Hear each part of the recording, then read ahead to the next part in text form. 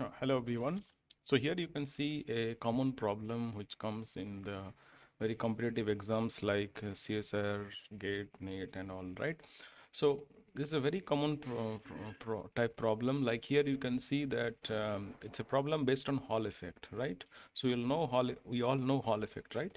Like when we place a conductor uh, or a current conductor under a magnetic field, there is a deflection of charge, right? And due to which the voltage is basically developed between the two sides. For example, in this problem, you can see that there is a p-type semiconductor, right? P-doped semiconductor slab, which is carrying current I in this direction, x-axis, and in the z direction, the magnetic field is always perpendicular to the current flow direction, right? So in the z direction, we are applying a magnetic field which has a value about 0.2 Tesla, right? Now, because of this magnetic field and this movement of charge, there will be a carrier deflection, right? In this case, the hole. So hole will get deflected, right, as it moves. So they will try to, they will accumulate in the side of this semiconductor, right? Like in the opposite side, so this side and the other side, right? And because of this accumulation of holes in one side, it will I mean, we can have a measurable voltage between the two sides. Like here, this Vy, it's basically represents here the Hall voltage, right? It is coming. Vy represents the Hall voltage essentially, right? Which is given 2 millivolts, right? And there is one more information given, like in this problem, you can see that there is a Vx, right? The voltage between this surface and this surface, right? Basically the opposite two surface along the current direction. So this voltage drop is uh, okay, voltage drop is 2 millivolts, sorry, and the Hall voltage Vy is 2.5 millivolt, sorry, 0.25 millivolt, right? Vy is 2.5 millivolt, right? Now, from this Vx, why this Vx is arising? Because this semiconductor has got some resistance in it, right? So when you try to pass current through it, there will be a voltage drop within the semiconductor, right? So because of that voltage drop, we are getting this Vx. Now, this is very important parameter, this Vx, to solve this problem. For example, uh, yeah, so with this Vx, and we know the length, it is given 10 nanometer, right? This, and we have the cross section information as well, like with is 4 mm and the thickness is 1 mm, right? Now, if you see any, I mean, if you look into the mobility of the holes, the formula for this kind of Hall effect, the mobility of hole is given by this equation, right? Any standard textbook you can find it. I'm not going through it. So it is sigma p VH, the Hall voltage with respect to the hole. So as we are doing with the semiconductors, we have electrons and hole. Now for this particular type, it is a p-type semiconductor, right? So we are focusing only on the holes. So sigma p Vp, T is this thickness, right? Over I, the current it is carrying, this I, and the magnetic field. So this expression is, you can always derive or you can find in a standard textbook. If you want me to derive this formula, just write some comments in the comment box below. I'll derive this expression for you.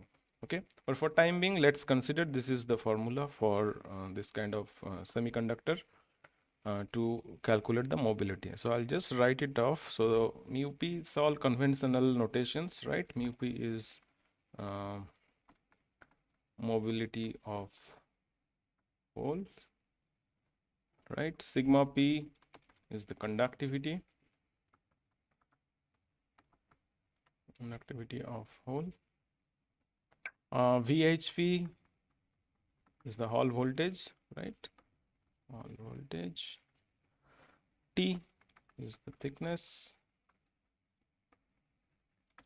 I is the current, right, which it is carrying, and B is magnetic field, right?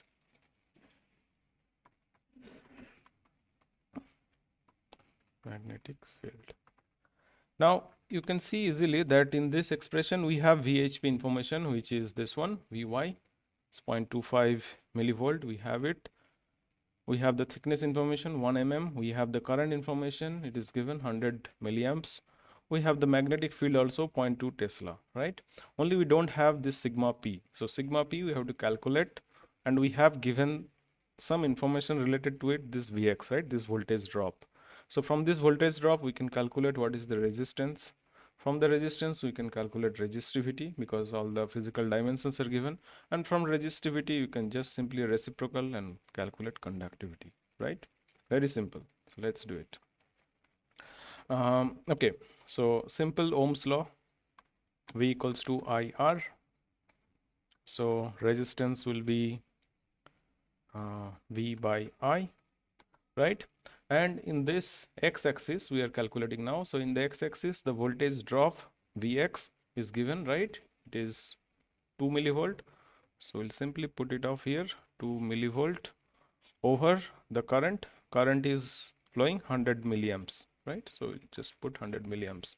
So both are in milli, so 10 to the power minus 3 will come, it will cancel each other. So finally we'll get the resistance 0.02 ohms, right? So this is the ohm, the resistance. Now we need to find out the resistivity and then conductivity. So resistivity, very simple, right? So R equals to rho into L over A, right? And then yeah, from here we can get rho equals to R into A over L, right? And R value we just got it, it is 0.2 ohms, so I'll just put 0.2.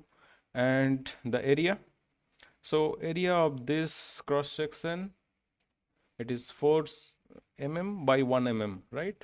So the area is 4 into 1, so 4 square mm or mm square, right? So 4 mm square. So mm square will just we'll use it in metric scale, meter. Okay, so mm square, 1 mm square is 10 to the power minus 6 meter square, right? So we'll use this factor 10 to the power minus 6. So we have now it is in meter square. Yes, and this was in ohms. I'll just put the unit here also. And then below we have the L. So length is 10 mm, right? So 10 into 10 to the power minus 3 meter. Okay, so if you do this calculation, you will get just a very simple calculation, right? Use a calculator, you will come up with this unit is meter, right? So this is the value of resistivity. Now we can calculate the conductivity. So conductivity is sigma. Sigma is 1 over rho, 1 over resistivity. So it will be 1 over 0.08 into 10 to the power minus 3 ohm inverse meter inverse, right? So if you take it up, you will get 125 into 10 to the power, it will become 3 ohm inverse meter inverse, right? So we got the conductivity values which we need here. Now we just plug this, put all these values here in this expression, you can get the value of mu p. So let's do it. So I'll just put the expression once again here. Mu p is sigma p. The mobility of hole is sigma p into hole voltage into thickness over current into magnetic field, right?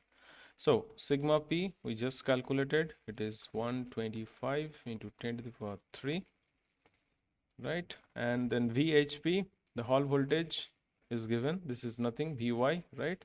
So Vy is here given 0.25 millivolt, so I'll put it in volt.